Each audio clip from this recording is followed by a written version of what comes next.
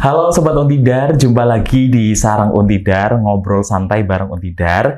Kali ini kita kedatangan narasumber yang sangat spesial karena sebentar lagi ini narasumber yang satu akan menuju ke Malaysia atau ke luar negeri. Untuk melakukan apa? Tentunya melakukan KKN, karena baru di tahun ini spesial sekali ada program KKN internasional di Universitas Tidar. Sementara dulu masih KKN-nya ada di lingkungan Kota Magelang dan Kabupaten Magelang, tapi sekarang sudah internasional. Kira-kira ada siapa dan kita akan bahas apa? Dan inilah dia peserta dari KKN internasional. Halo. Halo. Oke, boleh perkenalkan dulu namanya siapa dari program studi apa? Ya, perkenalkan nama saya Cinta Amalia dari program Pendidikan Bahasa Inggris. Saya semester 6 dari angkatan 2021. Oke, Mbak Cinta ya? Iya. Oke, kalau sebelahnya ini peserta juga atau gimana nih Bapak? Saya kayaknya boleh kalau boleh ya. Bisa nggak jadi peserta? Ya sebenarnya menemani Cinta ya, yang tanpa Rangga ini. Jadi saya dari Sekretaris LPPM ya, Lembaga Penelitian dan Pengabdian pada Masyarakat, yang salah satu tupoksinya itu penyelenggara KKN. Nah, memang tepat tadi di tahun ini kita akan mengadakan KKN yang perdana. KKN ke Malaysia. Boleh dikenalkan dulu namanya siapa nih Bapak? Oh belum ya tadi ya? Oh iya, tadi nama saya Erika Darmawan. Biasanya kalau mahasiswa sih manggilnya ada Pak Erika, Pak Erik, sama aja. Yang jarang Pak Wawan jarang ya. Baik. Yang jarang Pak Wawan. Saya panggil Pak Wawan ya. Jangan. Boleh di-spill dikit nggak Pak terkait dengan program KKN internasional ini sendiri itu apa?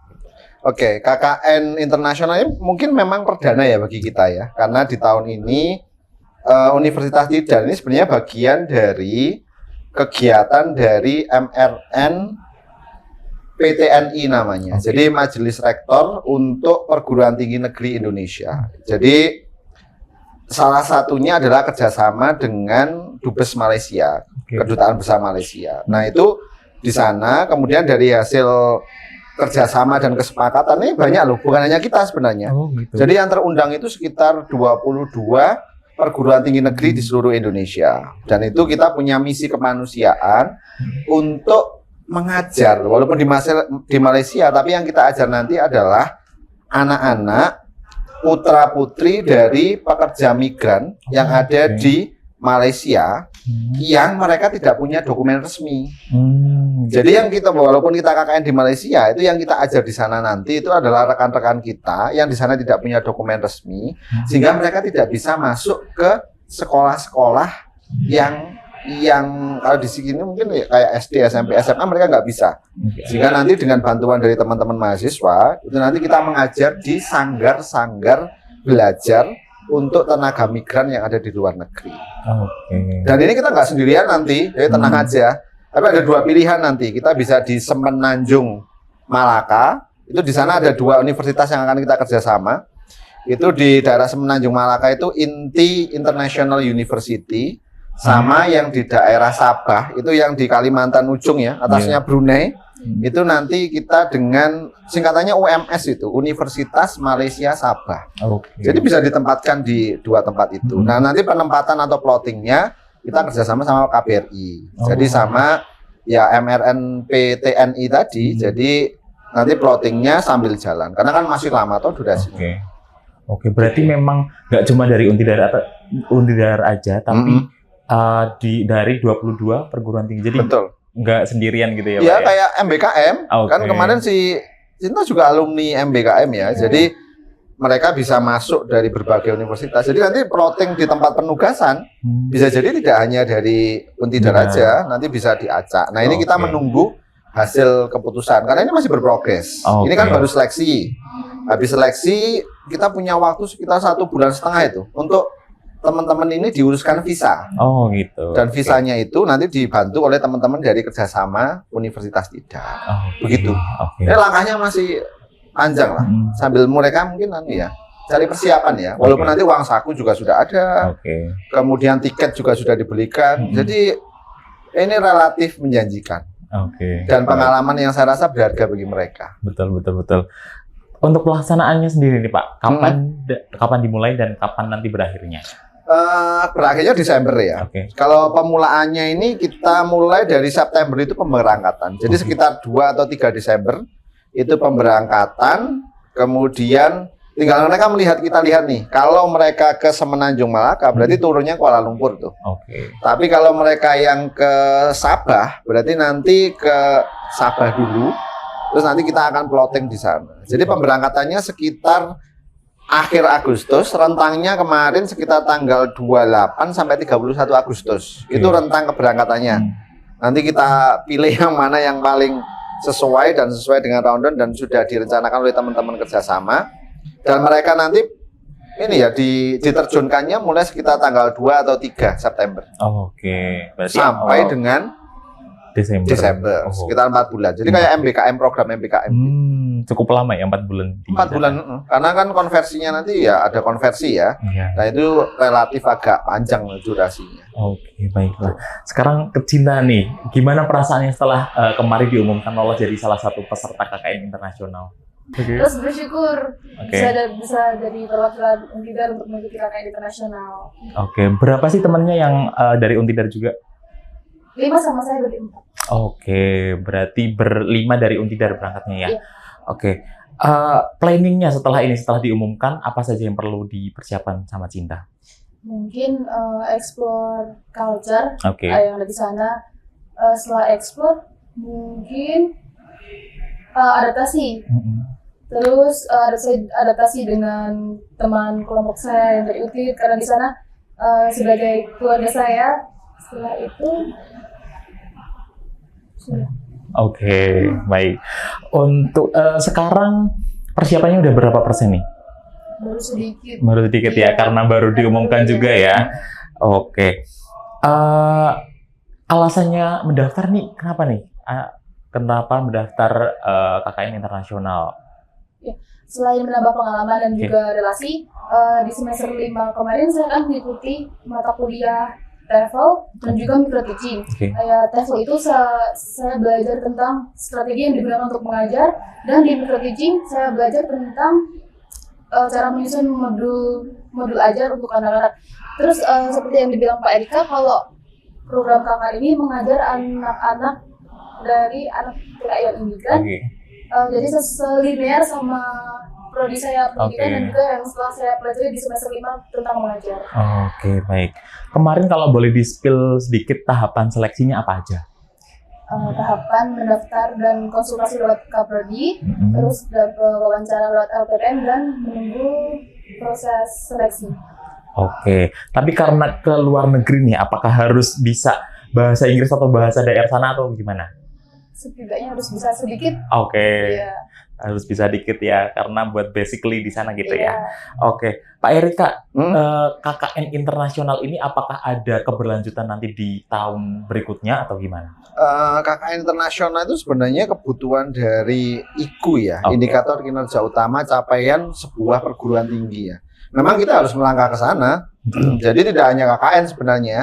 Jadi kegiatan penelitian kerjasama dengan luar negeri, anak-anak yang belajar ke luar negeri, mahasiswa kan sudah mulai ya, kemarin itu ke Asia University, misalkan kan ada itu. Nah, program KKN itu sama dengan itu. Jadi ini mungkin menjadi starting point untuk kita bisa memulai kegiatan KKN di sana. Tapi sebenarnya yang MRP TNI ini sudah 2 kali. Jadi pilot project-nya itu tahun kemarin. Itu dengan 11 universitas dan anggota yang ikut mahasiswa sekitar 44 ya.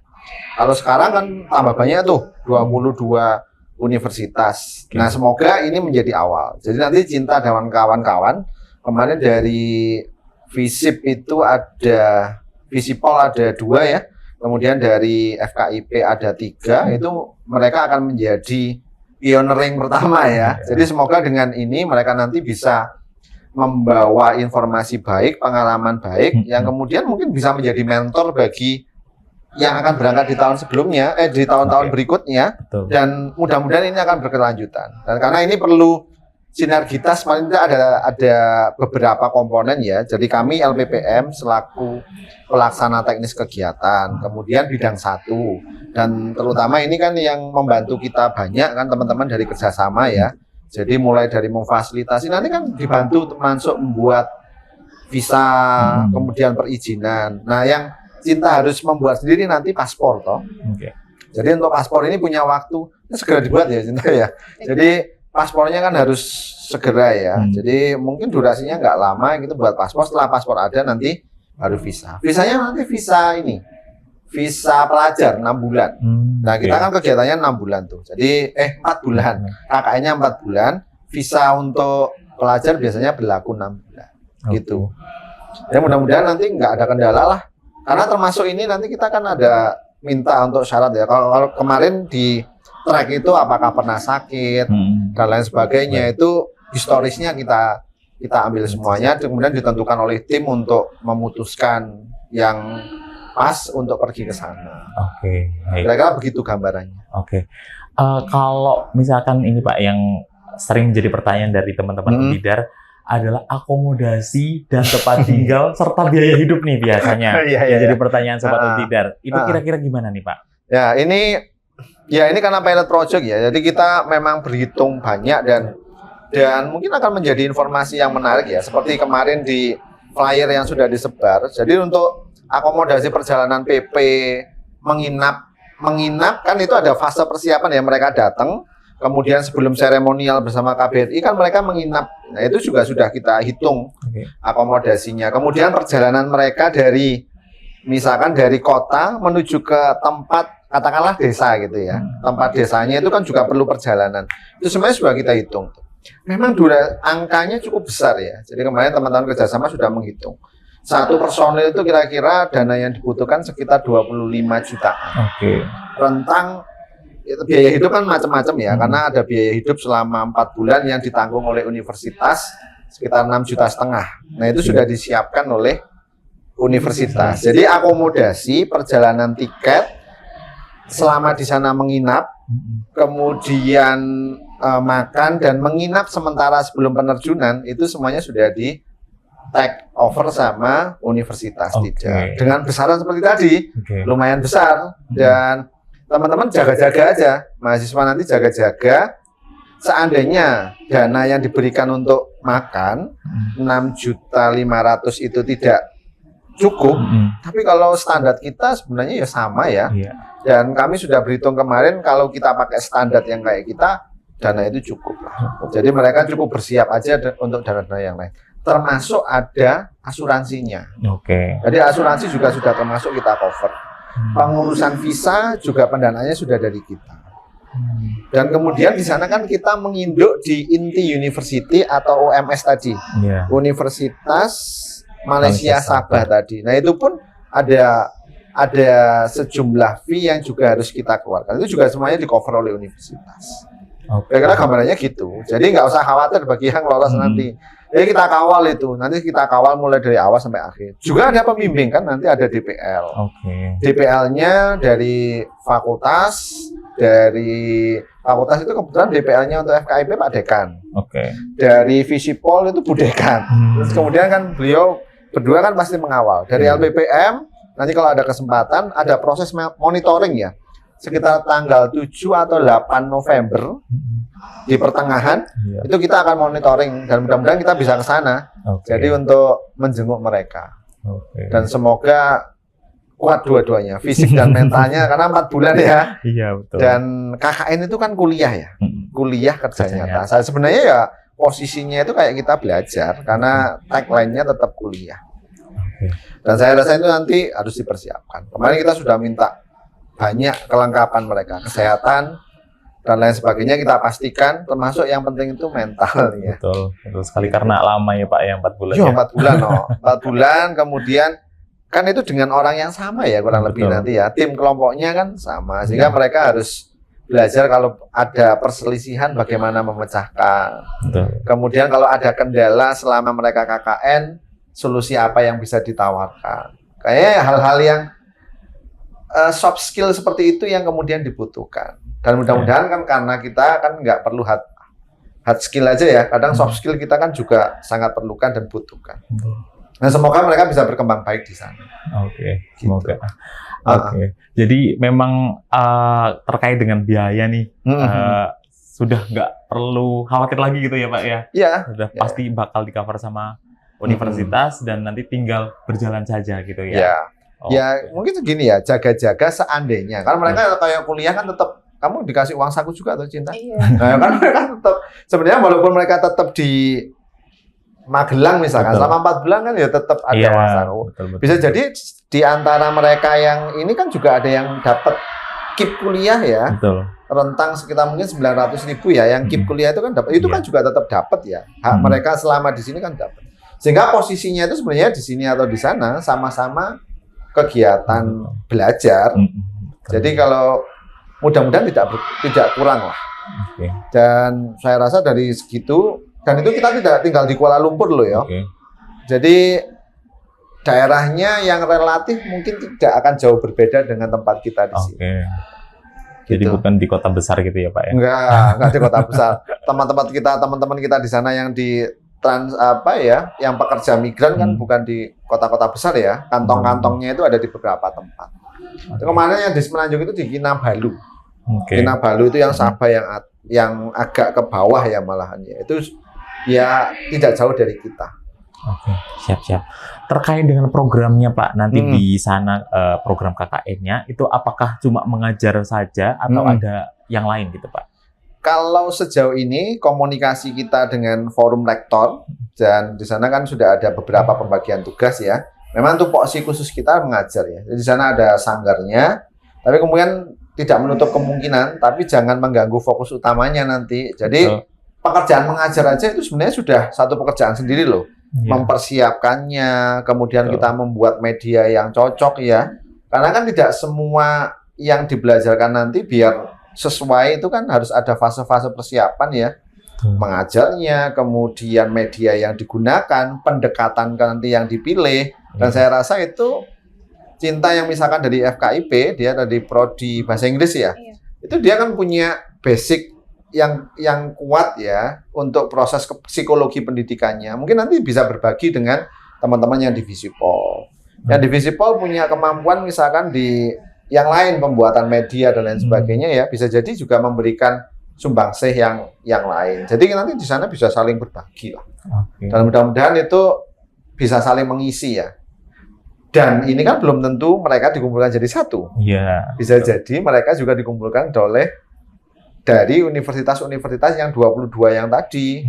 Sehingga kemungkinan akan sangat kaya modalitas yang dimiliki, sehingga intervensi yang diberikan di sanggar belajar itu akan bisa lebih banyak saya rasa. Kalau kan seusia mereka kan produktif dan ide-idenya kan cerdas-cerdas ya biasanya. Nah itu silahkan nanti diledakan semuanya di sana. Jadi ide-ide selama ini diledakan di sana. Betul. Silahkan nanti tidak ada masalah. Oke, siap. Semoga nanti bisa berjalan dengan lancar gitu. Mudah-mudahan. Oke. Nah, untuk Cinta nih, kira-kira tips dan trik untuk lolos di KKN internasional, kemudian apa sih yang perlu dipersiapkan oleh mahasiswa untuk kedepannya bisa mendaftar kalau misalkan di tahun depan ada lagi nih programnya. Kira-kira apa tips dan triknya? Mungkin bisa dipertimbangkan matang-matang, dilihat dulu mentalnya siap apa tidak, karena kita tinggal di perantauan dan bukan di negeri kita sendiri. Terus semangat dan giat belajar gitu ya. Jadi harus prepare ya mulai dari sekarang bisa ya? Iya, bisa. Iya, harusnya bisa ya. Harus lama juga. Mungkin ada tips yang lain ya. Seandainya memang berniat, mungkin sedia paspor sedini mungkin ya. Iya, betul. Kan tidak harus untuk ini aja, barangkali untuk kegiatan yang lain ya. Iya, betul sekali. Kalau dari Pak Erika sendiri nih, pesan yang akan disampaikan untuk mahasiswa yang nanti kedepannya akan mendaftar di KKN internasional seperti apa, Pak? Ya, KKN internasional ini cukup menantang ya. Dan yang menarik adalah kita mendapatkan pengalaman ke luar negeri. Dan pengalamannya itu fasilitasnya luar biasa nih yang diberikan oleh Universitas Tidar. Mulai dari akomodasi, kemudian dia di sana kan sudah ada mitra kita ya. Jadi kita di sana itu tidak terkatung-katung gitu kan.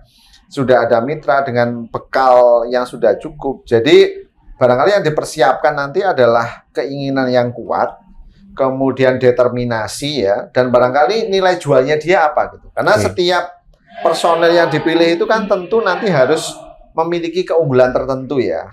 Jadi basic knowledge-nya apa, kemudian kemampuan yang lain, entah itu dia video editing, entah itu dia komunikasi, entah itu dia pembelajaran, atau mungkin hal-hal yang lain yang unik dan memberikan value lebih bagi dia. Sehingga nanti kalau gitu mendaftar, kan itu ada wawancara, dan wawancaranya itu melibatkan banyak pihak loh. Jadi ada dari LPPM sendiri, ada dari fakultas, itu juga ikut menyeleksi kan kemarin ya, dan itu akhirnya kan dari sana kita menentukan kandidat yang paling tepat untuk program itu. Gitu.